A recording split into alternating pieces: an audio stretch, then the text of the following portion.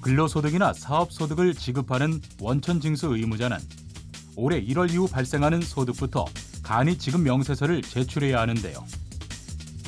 올해부터 신설된 근로소득 간이지급 명세서 제출 제도 안내 지금 시작합니다.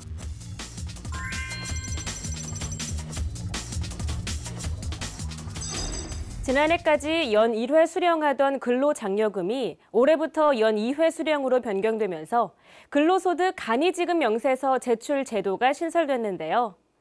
근로소득 간이지급 명세서는 근로소득의 크기에 따라 근로장려금을 지급하기 위해 필요한 것으로 장려금 수령일을 앞당기기 위해 제출 제도가 신설됐습니다.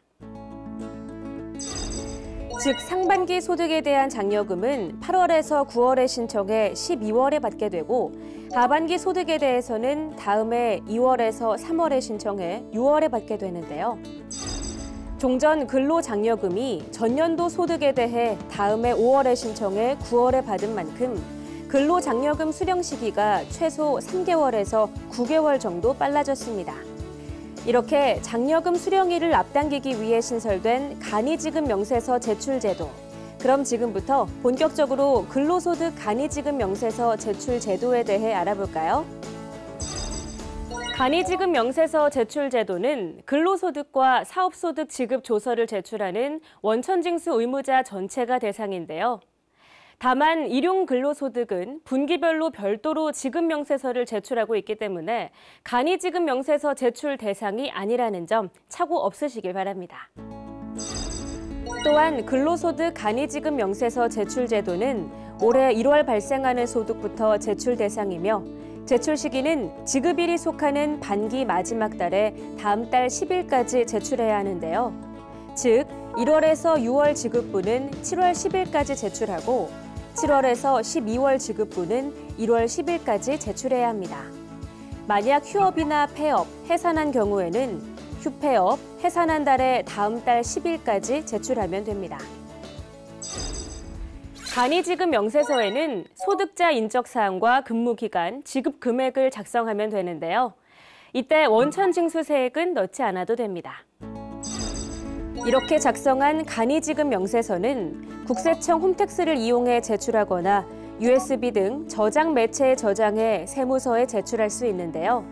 다만 개인 사업자로 직전 연도 제출한 지급 명세서가 20매 미만이거나 상시 근로자 수가 5명 이하인 경우에는 서면으로 세무서에 제출하는 방법도 이용할 수 있습니다. 한편 근로소득 간이지급 명세서를 제출하지 않은 경우에는 미제출 금액의 0.5%에 해당하는 가산세가 부과되며 제출된 간이지급 명세서에 오류가 있는 경우에는 허위 제출 금액과 불분명한 금액의 0.5%가 가산세로 부과되는데요. 다만 올해 신설된 제도라는 점을 감안해 국세청은 2019년에 발생한 소득에 대해 가산세의 50%를 감면하고 있습니다. 이 밖에도 간이지급 명세서는 연말정산 지급 명세서와는 별도로 제출하는 것으로 연말정산 지급 명세서는 종전과 동일하게 제출하면 되는데요. 또 근로장려금은 가구별로 지급하기 때문에 장려금 지급 기준을 초과하는 소득자라고 하더라도 간이지급 명세서를 제출해야 한다는 점 염두에 두시기 바랍니다.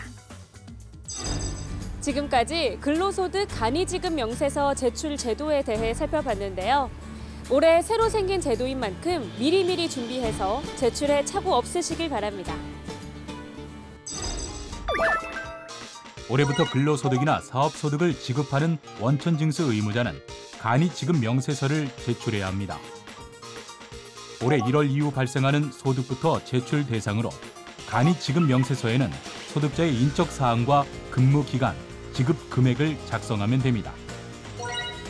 제출기한은 지급일이 속하는 반기 마지막 달의 다음 달 10일까지로 만약 휴업이나 폐업, 해산한 경우에는 휴폐업, 해산한 달의 다음 달 10일까지 제출하면 됩니다.